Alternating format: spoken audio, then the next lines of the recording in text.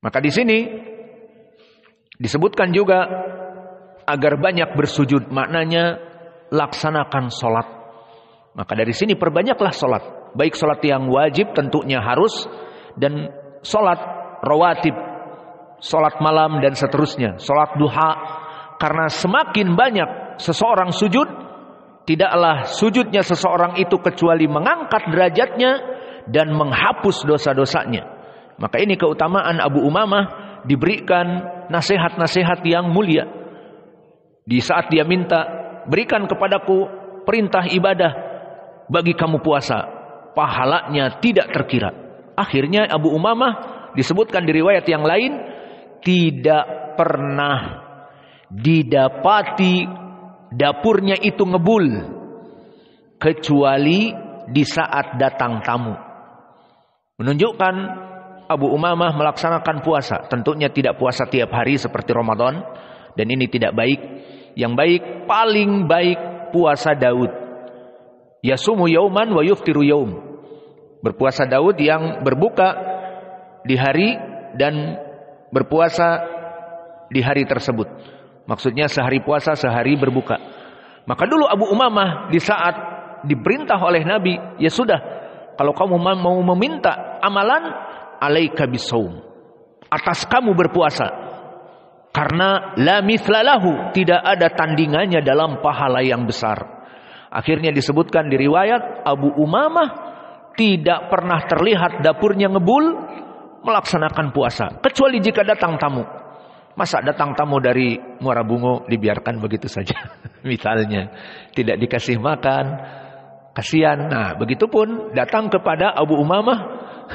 Ini mukaddimah. Datang ke Abu Umamah, kemudian tidak dikasih makan dengan dalil Abu Umamah orang yang berpuasa. Tidak, ada hak tamu. Wajib bagi kita untuk menghormati tamu. Maka di sini poin pendalilannya mana?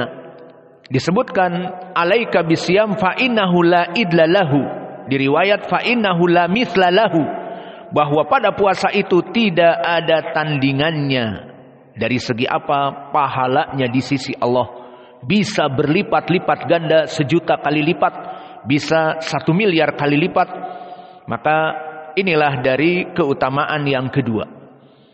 Tambah lagi, karena kita harapkan mungkin daurah kita di sini selesai kitab. Karena kalau kita memang nanti akan menjadikan tiap bulan, nggak akan datang lagi kita kecuali mungkin setelah di ujung Ramadan atau setelah Ramadan, wallahu a'lam.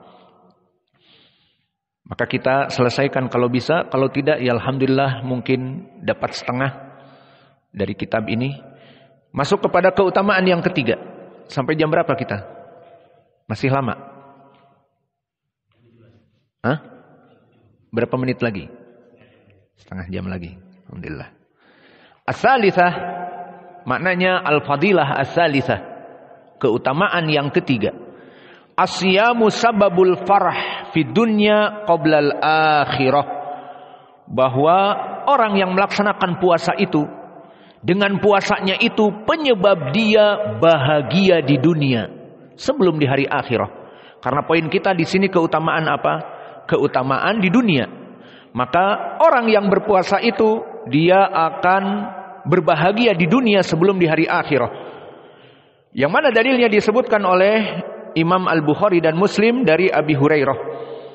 Yang mana Nabi Muhammad SAW bersabda,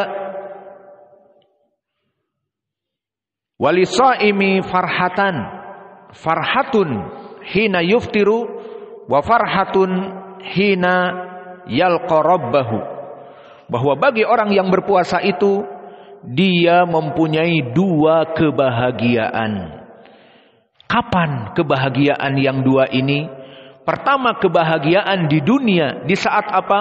Di saat datang waktu berbuka. Dan yang kedua, kelak di hari akhirah, di saat bertemu dengan Allah. Namun poin kita, karena pembahasan kita masih keutamaan puasa di dunia, berarti poin kita yang lafaz pertama tadi, farhatun inda fitrihi. Bahwa keutamaan yang ketiga, orang yang berpuasa itu dia bahagia di saat berbuka.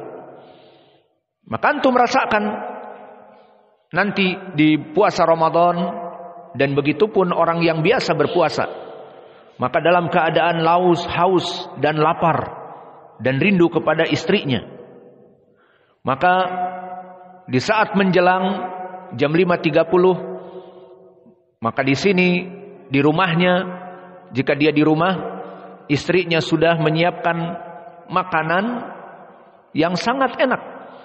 Maka di saat digoreng tercium baunya ke kamar, sebentar lagi. Kemudian di saat mendengar blender dengan es yang gemeletuk, ini jus buah naga, dan seterusnya.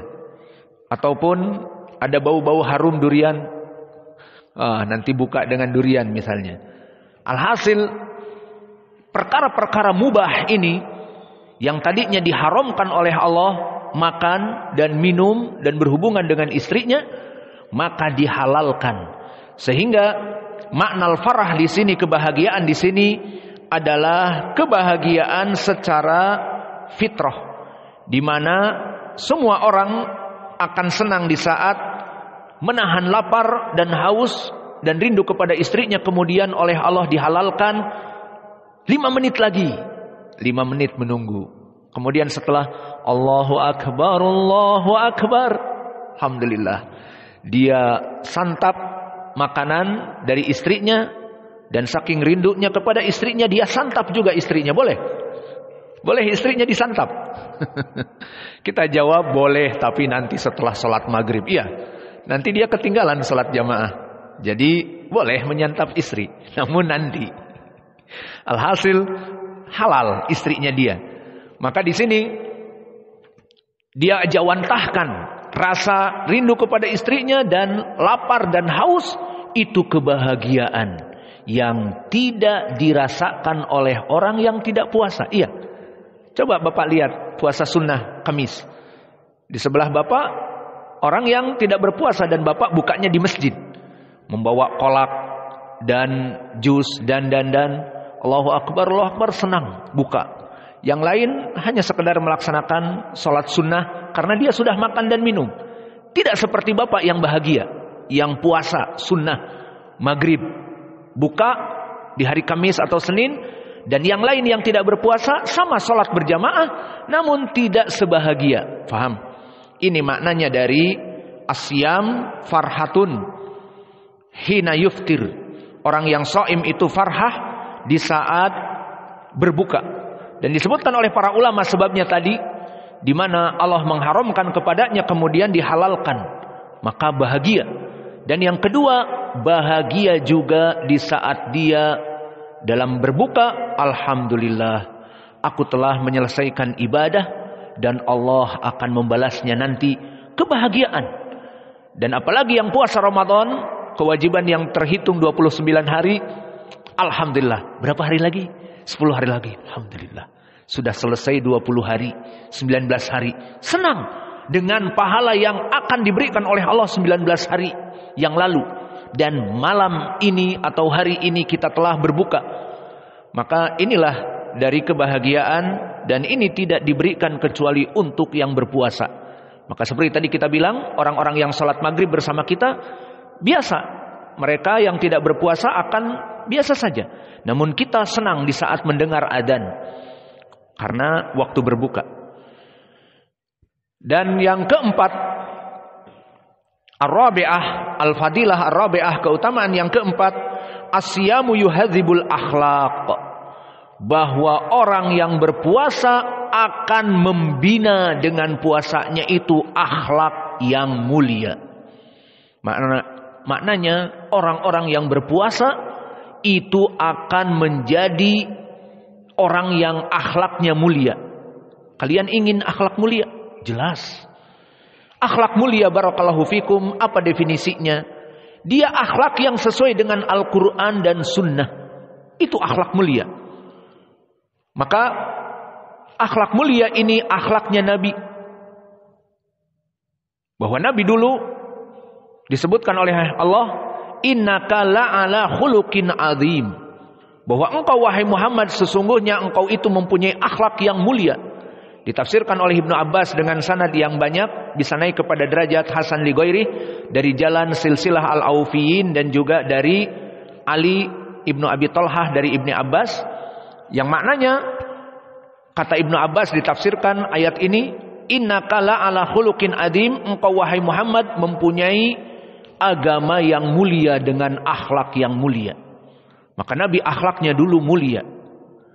Bagaimana akhlak mulia? Pengejawantahan dari Al-Quran. Di Al-Quran diperintahkan demikian, laksanakan, itu akhlak yang mulia. Maka oleh sebab itu datang di dalam hadis yang diriwayatkan oleh Imam Muslim dari Aisyah. Datang seorang tabi'i kepada Aisyah menanyakan, ya Ummul Mukminin, kaifa akhlaqu Rasulillah sallallahu alaihi wa ala alihi wasallam?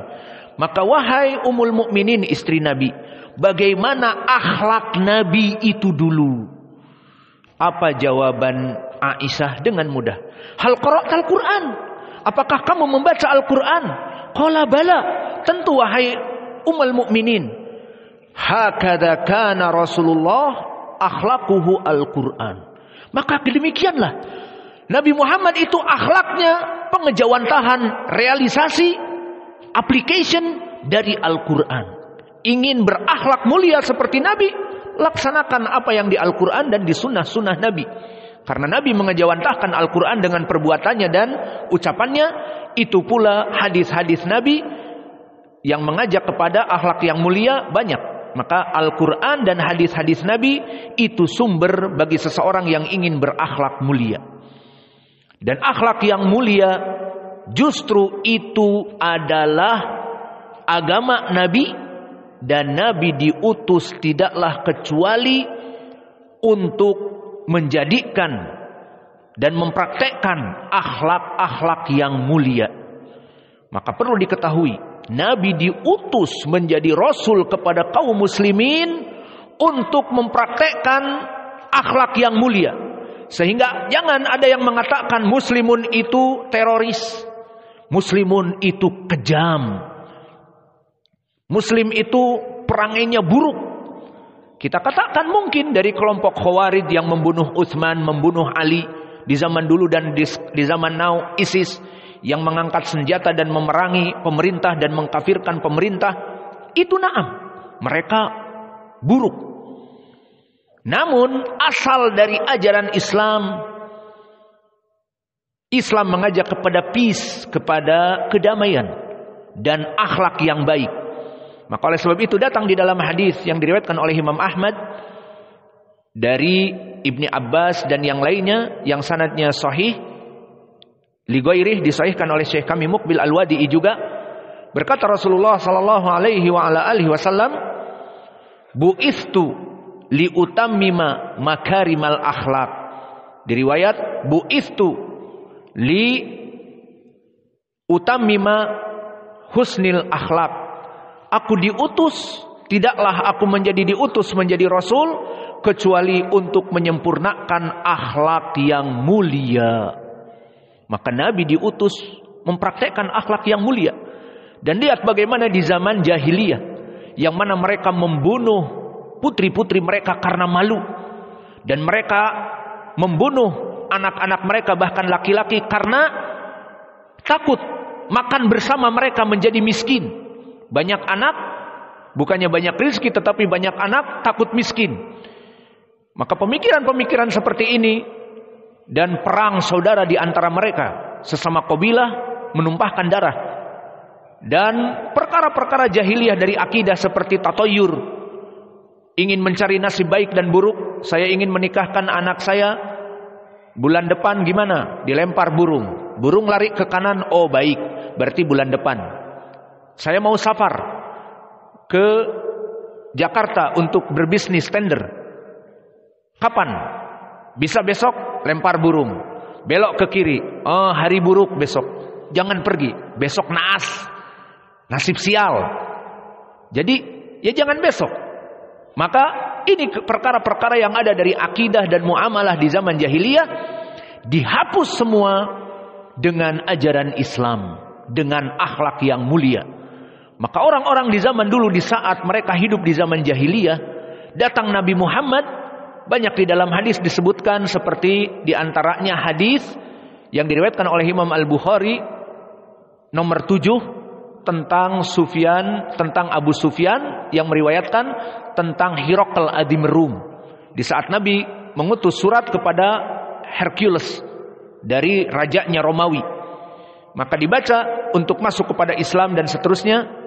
Kemudian ditanyakan, siapa Muhammad ini? Siapa di antara kalian yang bisa menjawab dari kelompok orang-orang kufar Quraisy? Maka berkata Abu Sufyan, masih kerabatnya. Berkata Abu Sufyan, aku, orang yang paling dekat nasab dengannya. Dan disebutkan Abu Sufyan, lihat bagaimana orang-orang Quraisy seperti Abu Sufyan, meskipun kafir musyrik, namun bohong tidak halal. Sekarang antum ribut dengan saudara kita sesama muslim karena manhaj, ini dengan roja, ini dengan orang misalnya Hajuriyun, ini dengan orang-orang So'afiqoh, Lukman, Ba'abduh, CS, maka kita berdusta sesama muslim karena hanya sekedar berbeda manhaj.